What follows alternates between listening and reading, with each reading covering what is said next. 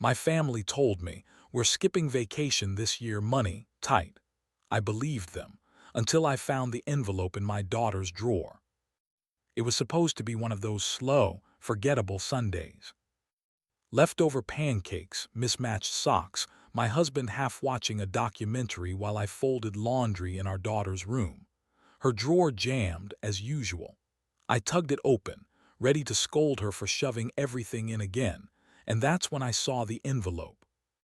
Not hidden, just resting beneath a stack of old birthday cards. It was addressed in my mother's handwriting.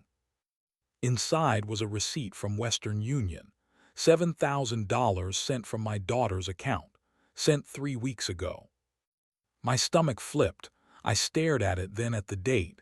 That was the week we told her we couldn't go to Yellowstone, that we had to be responsible this year. Money's tight, I had said. We'll do something local. She didn't argue, just hugged me from behind and said, we can camp in the backyard.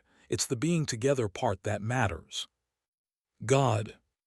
I took the envelope downstairs, still not sure what I was holding.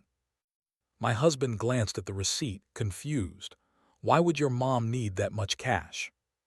We both knew she lived alone on a fixed income, widowed early, always a bit dramatic but never dishonest, or so we thought. I didn't ask my daughter right away. I waited. That night at dinner, she seemed fine. Quiet but not unusual. She picked at her food, told us a funny story about her chemistry teacher, then went to her room to work on a scholarship essay. I followed her, knocked, sat on the edge of her bed.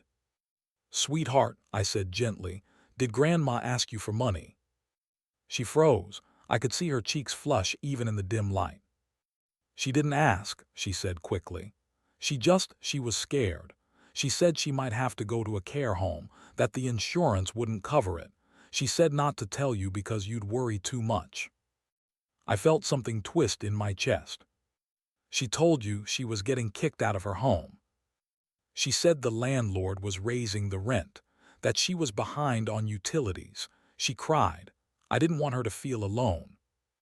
I nodded slowly. She promised she'd pay me back once she sold the old jewelry.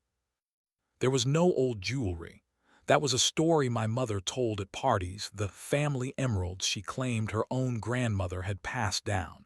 We'd never seen them. They didn't exist. I kissed my daughter on the forehead, told her she did nothing wrong, then went outside and screamed into my hands. The next morning, I drove to my mother's apartment.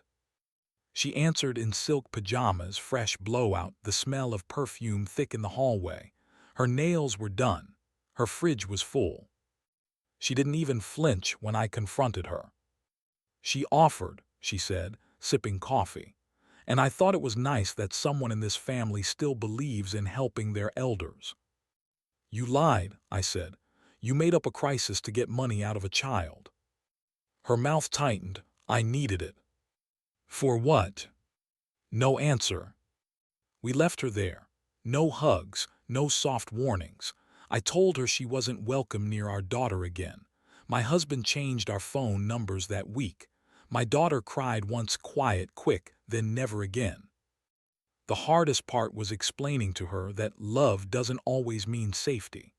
That sometimes people weaponize your kindness because they've lost their own. She hasn't spoken to her grandmother since. I don't think she ever will. But a few months later, I walked past her room and heard the sound of her laughter. She was on a video call with a friend, smiling in that open, unguarded way I hadn't seen since before the betrayal. I stood there just listening. Maybe healing is slow. Maybe we don't get all the pieces back, but we learn where the cracks are.